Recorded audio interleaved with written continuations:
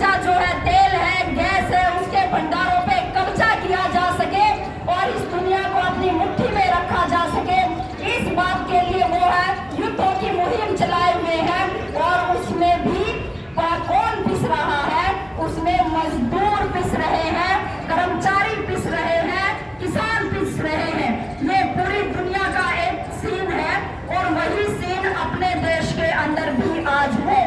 आज देखिए क्या हो रहा है, कितनी बेशरम पार्टी आज सत्ता के अंदर बैठी है।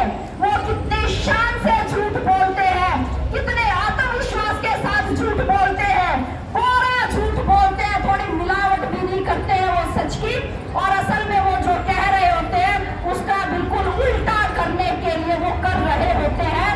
या जो विपक्ष को कह रहे होते हैं कि विपक्ष ने भ्रष्टाचार कर दिया, असल में इस देश के अंदर बीजेपी से भ्रष्ट पार्टी आज तक कोई हुई ही नहीं है। वो कह रहे दुनिया की सबसे बड़ी पार्टी है, हमें लग रहा है कि वो दुनिया की सबसे भ्रष्ट पार्टी साबित हो रही है। क्या कर रहे हैं हम इस लोकतंत्र को? अब जनता ने जब ये सोच लिया ये सत्ता पे काबिज नहीं रहने चाहिए। क्यों नहीं रहने चाहिए? ये सत्ता पे इसलिए काबिज नहीं रहने चाहिए कि हमारे बच्चे आज बेरोजगार हैं, लेकिन ये रोजगार की बात नहीं करते हैं। जब ये पहली बार सत्ता में आए थे, वोट हथियाने के लिए एक बार इन्होंने रोजगार की बात की थी और तब और भी बातें की थी। तब तो इन्होंने कहा था कि हर साल 2 करोड़ रोजगार देंगे, हर घर को जो है हमको जो है हर महिलाओं का जो अत्याचार है उसको मिटा देंगे, विदेशों से काला धन 100 दिन के अंदर वापस लाएंगे, सबके खातों में 15 लाख डालेंगे। तब तो इन्होंने ये बातें की थी, लेकिन सत्ता पे काबिज होते ही उन तमाम मसले और मुद्दों को छोड़ के एक ही मसला, एक ही मुद्दा आज उनके पास है, वो है हिंदू मुस्लिम का मुद्दा। वो सोचते हैं कि इस देश की बहुमत आबादी को उसका ब्रेन वॉश करके दिमागों से उसके जो है उनके दिमागों में जहर भर के और इस सत्ता पे काबिज रहा जाए।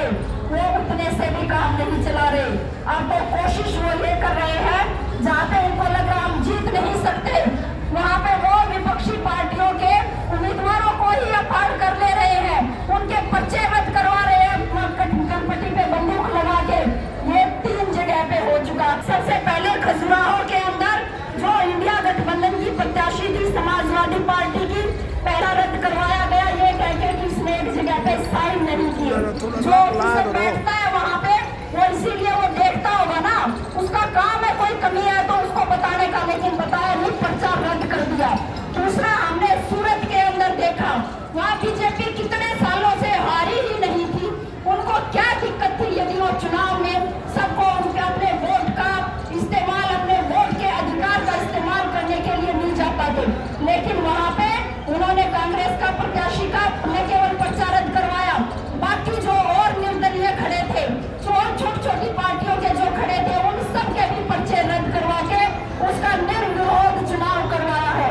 और अभी 2 दिन पहले हमने इंदौर के अंदर देखा कि किस तरह से इंदौर के अंदर उन्होंने पर्चा रद्द करवा दिया कांग्रेस पार्टी के और का जो उम्मीदवार था उसका, और कोशिश कर रहे हैं बाकी भी रद्द हो तो निर्विरोध चुनाव कर सके।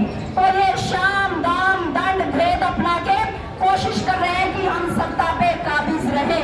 तो सत्ता पे काबिज रहे तो भाई ये जो लड़ाई है आज, ये लड़ाई किस किस के बीच में है? ये लड़ाई कोई विपक्षी पार्टियों की और बीजेपी की नहीं है। ये लड़ाई आज मजदूरों की, किसानों की और भारतीय जनता पार्टी की लड़ाई है। और इसमें ये पता चलेगा इलेक्शन में कि भारत देश का मजदूर और किसान विजयी होता है या फिर ये भारतीय जनता पार्टी विजयी होती है। ये आज हमारे सामने ये प्रश्न खड़ा हुआ है और इस प्रश्न को आज मई दिवस के दिन